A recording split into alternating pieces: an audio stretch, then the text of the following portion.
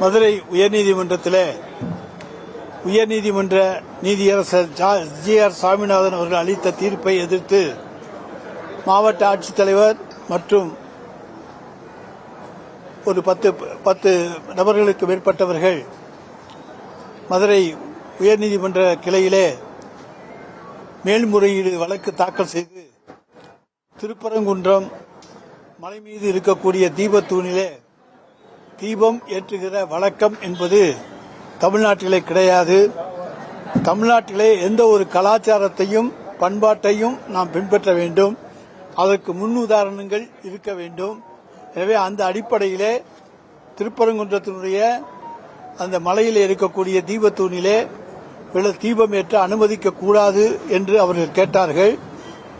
ஆனால் இன்றைக்கு நீதியரசர்கள் மாவட்ட ஆட்சித்தலைவர் தலைமையிலே அங்கே நம்முடைய அறநிலையத்துறையை சேர்ந்த அதிகாரிகள் மற்றும் சிலர் சென்று பொதுமக்களுக்கு மட்டும் தடை விதித்து அங்கே தீபத்தூணிலே தீபம் ஏற்ற வேண்டும் என்கின்ற ஒரு உத்தரவை சட்டத்துக்கு புறம்பாக இன்றைக்கு தந்திருக்கிறார்கள்.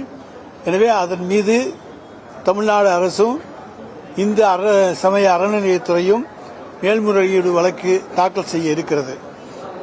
பொதுவாகவே ஒரு இடத்திலே ஒரு சம்பவம் நடக்க வேண்டும் என்று சொன்னால் அந்த தீபத்தூணிலே தீபம் ஏற்ற வேண்டும் என்று சொன்னால் நீதியரசர்கள் இதற்கு முன்னாலே அங்கே தீபம் ஏற்றியிருக்கிறார்கள், அதற்கான ஆதாரங்கள் இருக்கிறது என்பதை கண்டறிந்து அந்த ஆதாரங்களுடைய அடிப்படையிலே நாங்கள் இன்றைக்கு அனுமதி தருகிறோம் என்று சொல்ல வேண்டும்.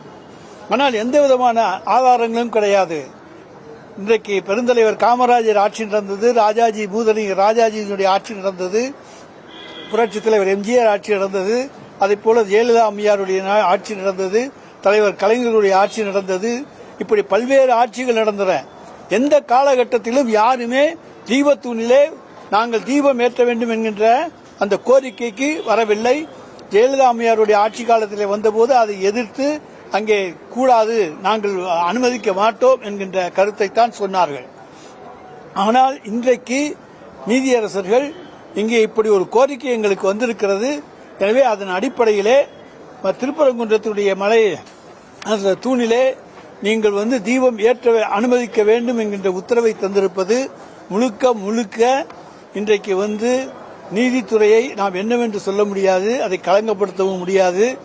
ஆனால் அது ஒரு சட்டத்துக்கு முரண்பாடான ஒரு செயல் என்கின்ற காரணத்தை அடிப்படையாக வைத்து நாங்கள் உச்ச நீதிமன்றத்திலே வழக்கு தொடர எங்களுக்கு முழு உரிமையும் உண்டு. தமிழர்களுடைய கலாச்சாரம் பண்பாடு பாதுகாக்கப்பட வேண்டும். அதுதான். யாரும் போய் கேட்கல. யாரோ ஒருத்தர் போய் கேட்டா அந்த ஒருத்தர் கேட்டதுக்காக வேண்டி நாங்கள் அனுமதி கொடுக்கிறோம் என்று சொல்லுவது முழுக்க தவறு. எனவே இதுவரைக்கும் இல்லாத ஒரு வழக்கத்தை இன்றைக்கு நீதிமன்றத்தினுடைய தீர்ப்பு மூலமாக உள்ளே நுழைப்பது என்பது இன்றைக்கு உள்நோக்கம் கொண்டதாக இருக்கிறது. எனவே அதை பொறுத்தவரைக்கும் எங்களை பொறுத்தவரைக்கும் முழுக்க அது எதிர்ப்புக்கு உள்ளான ஒன்று, தமிழர்களுடைய உணர்வுகளுக்கு எதிரான ஒன்று என்பதை இங்கே நாங்கள் தெரிவித்துக் கொள்ள விரும்புகிறோம்.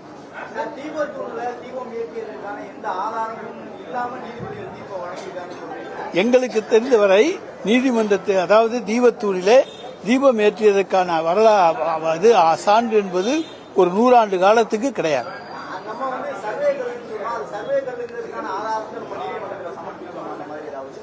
அது தீபத்தூணுங்கிறதுக்கு ஏதாச்சும் ஆதாரம் சமர்ப்பித்தாங்களா? இல்லையே சார். சர்வேக்கள் அங்கு இருக்கப்பட்டது ஆங்கிலேயர் காலத்திலே அது நடப்பட்டது. மலை உச்சியிலே இருப்பதால் கொஞ்சம் உயரமான கல்லாக அது நடப்பட்டது என்று நாங்கள் சொல்லியிருக்கின்றோம்.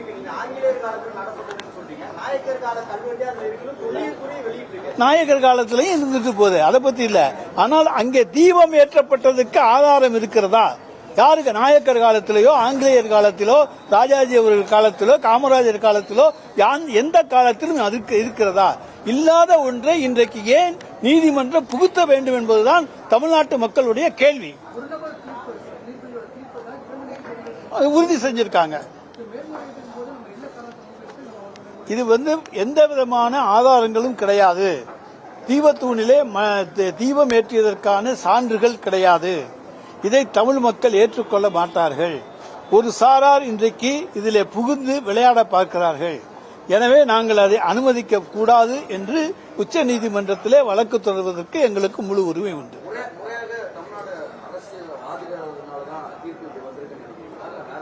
நாங்கள் தமிழ்நாடு அரசு எல்லா கருத்துக்களையும் எடுத்து வைத்து வாதாடி இருக்கிறது. ஒரு இடத்துல இந்த இடத்துல இதுதான் நடக்கணும்னா அந்த இடத்துல நடக்கும்.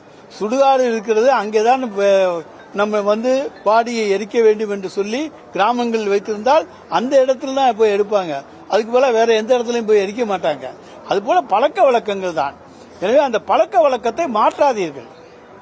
இதுவரை எந்த ஆதாரமும் இல்லாத ஒரு இடத்திலே எதற்காக இப்படி ஒரு தீர்ப்பை கொடுத்து தமிழ்நாட்டிலே ஒரு குழப்பத்தை உருவாக்க முயற்சிக்க வேண்டும் என்பதுதான் எங்களுடைய கேள்வி.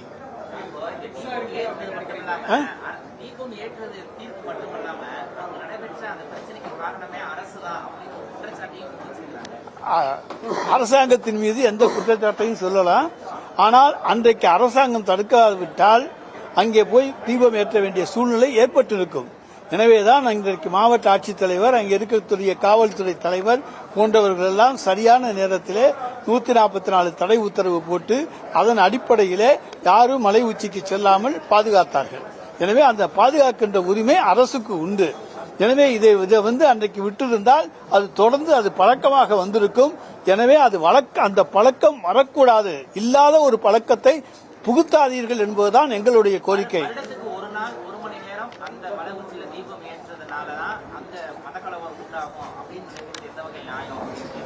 இல்லாத ஒன்றை கொண்டு வருவது என்ன நியாயம்? அப்படி நீங்க கேளுங்க.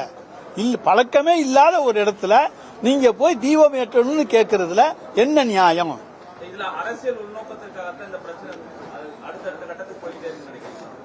நிச்சயமாக அரசியல் உள்நோக்கம். ஏனென்றால் பாரதிய ஜனதா கட்சி தமிழ்நாட்டிலே ஏதாவது ஒரு வகையிலே மதக்கலவரங்களை உருவாக்க வேண்டும் என்கின்ற ஒரு லட்சிய நோக்கத்தோடு இன்றைக்கு செயல்பட்டுக் கொண்டிருக்கிறார்கள். அதற்கு நிச்சயமாக தமிழ்நாடு மக்கள் இடம் கொடுக்க மாட்டார்கள். எல்லோரும் தாங்கள் விரும்புகின்ற செயலை செய்கின்ற உரிமை இன்றைக்கு பழக்க வழக்கப்படி கலாச்சாரப்படி அவர்கள் விரும்புகிற செயலை செய்கின்ற உரிமை ஒவ்வொருவருக்கும் உண்டு.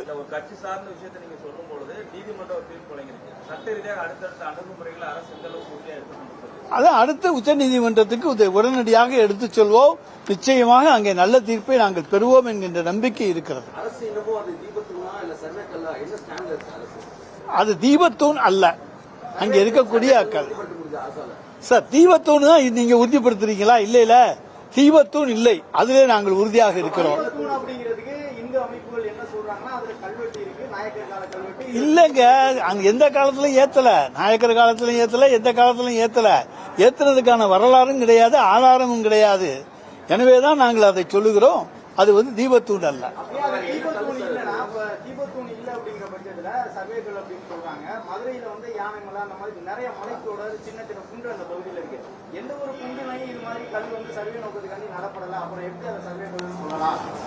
அங்க இன்னொரு தர்கா இருக்கு, மற்ற மலையில எல்லாம் எதுவும் இல்ல.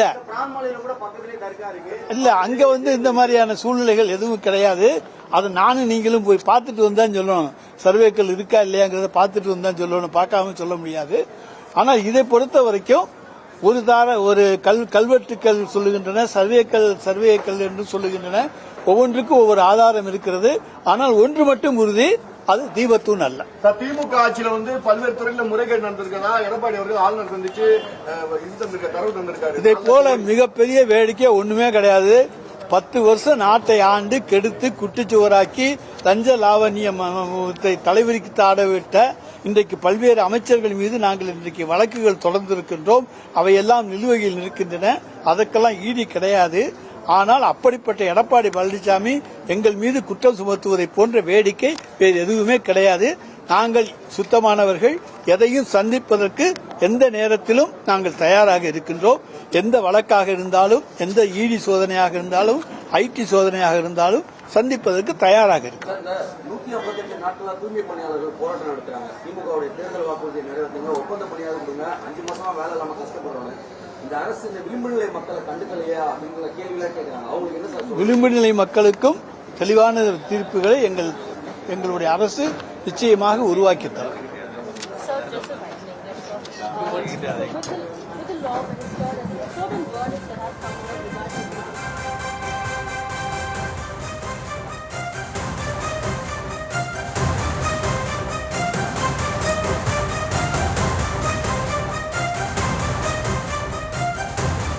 செய்தியாளர்களை சந்தித்த அமைச்சர் ரகுபதி தீபத்தூணில் தீபம் ஏற்றியதற்கான சான்று எங்கே இருக்கிறது? அது மட்டுமல்லாது ஊழல் தொடர்பான புகார் குறித்த கேள்விகளுக்கும் நாங்கள் எது வந்தாலும் சந்திக்க தயாராக இருப்பதாகவும் அவர் குறிப்பிட்டார்.